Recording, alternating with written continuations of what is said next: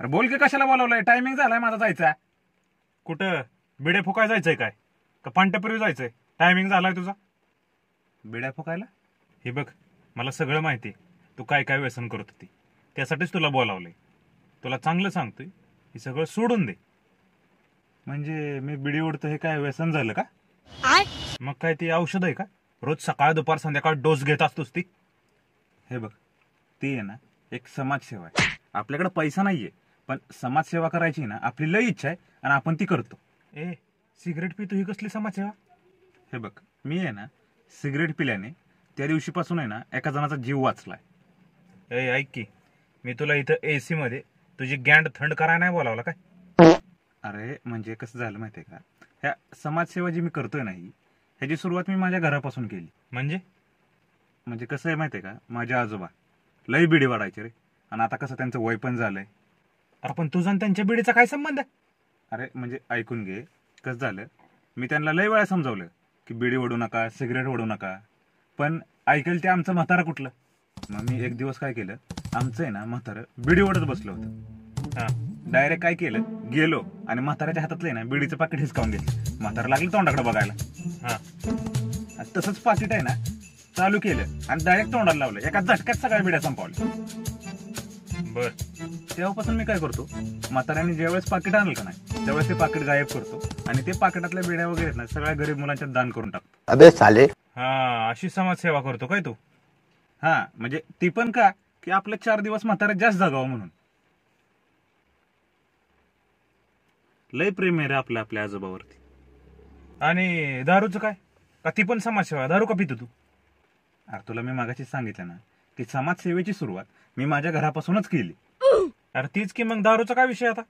हे बघ, दारू चांगली गोष्ट आहे का वाईट गोष्ट आहे हे मला तू सांग. वाईट गोष्ट आहे. दारूमुळे आहे ना कितीतरी परिवार आहे ना असे उद्ध्वस्त होताना बघितलेत मी. बायकांना नवऱ्यांना सोडून द्यावं लागतं. पोरं बाळ आहे ना अशी उघड्यावर पडतात रे. का तर फक्त त्या दारूमुळे. आणि इथे तर आमचा बापच दारू प्यायचं रे. म्हणून मी इथं आहे ना एक डोकं चालवलं. रोज संध्याकाळी आहे ना आमचा बाप दारू घेऊन घरी यायचा, एक पॅक मारायचा आणि झोपायचा. मी काय करायचो, ती राहिलेली दारू मी स्वतः प्यायचो आणि मी झोपून जायचो. कारण फक्त एकच रे की बापाचा पैसा वाया जायला नको आणि त्या दारूमुळे घरात वाद व्हायला नको.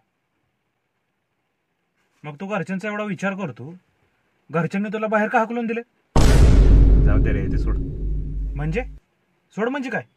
काय केलं सांगशील का नाही? कशामुळे काढला तुला बाहेर? अरे माझं एक स्वप्न होतं की म्हणजे गेल्या 25 वर्षापासून मी धडपडत होतो की आईबाबांचं कष्ट दूर करावं, पण मला काही यश मिळत नव्हतं. रोज आईबाबांना शेतात कष्ट करताना बघायचो. आयुष्य घालवलं रे तिथे त्यांनी. डोळ्यात अक्षरशः पाणी यायचं माझ्या. पण म्हणलं आता नाही, आता बास. म्हणून एक दिवशी विचार केला की बाहेर एवढी समाजसेवा करतोय, घरच्यांचं कष्ट तर मी दूरच करू शकतो ना. हो. म्हणून आहे ना वडिलांच्या नावावरची सगळीच्या सगळी 21 एकर जमीन विकून टाकली. कारण का तर त्यांना तो जो रोज त्रास व्हायचा ना त्या कष्टापासून मी त्यांना मुक्त केलं. शेवटी यशस्वी झालोच मी.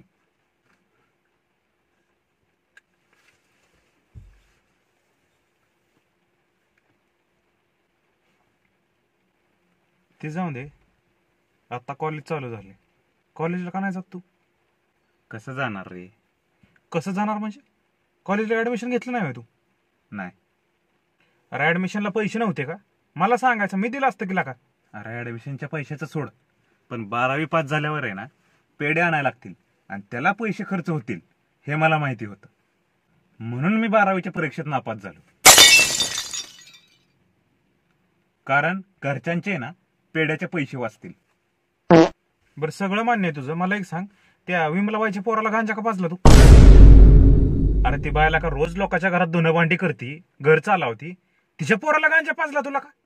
हे बघ, ती विमलाबाई किती गरीब आहे ह्याचा त्रास मला पण आहे, पण माझ्यापेक्षा जास्त त्रास आहे ना तिच्या पोराला व्हायचा ह्या गोष्टीचा की आपण गरीब आहे आणि तू त्याला गांजा पाजला.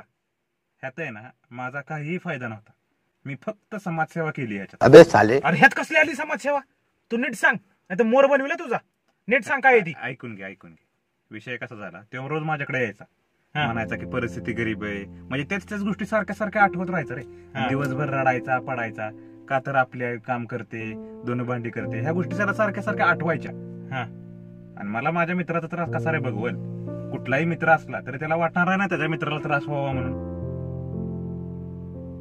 म्हणून मी काय केलं, त्याला गांजा पाजला. आणि आता त्याच्यामुळे काय व्हायला लागलं की ह्यो दिवसभर त्या गांजाच्या नशेमध्ये असायचा.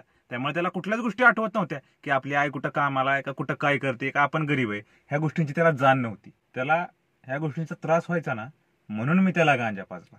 आता त्याला ह्या गोष्टींचा त्रास होत नाही, त्याला ह्या गोष्टी आठवत नाहीत. मित्राचं सुख हेच आपलं सुख आहे, लक्षात घे. उद्या तुला जरी काही अडचण आली तरी तू मला सांग, मी हक्काने तिथे तुझ्या बरोबर उभा असेल. माझं सुख तुझं सुख आहे ना. हा, गाडीत नव्हतं की बाहेर. हा? बाहेर हो, बाहेर हो, बाहेर. गॅंड थंड झाली असेल, हो बाहेर. चल बाहेर हो. उठ उठ उठ बाहेर हो. लय झाली समाजसेवा, चला आम्हाला नाही करून द्यायची. उठा, उद्या आम्हाला दारू पाच. चला उठा उठा चला. अरे समाजसेवा चला समाजसेवा बाहेर हो. चांगलं कार्य आहे, हा, होय. पुण्याचं कार्य आहे हे. लय भारी जाऊन दे बरं.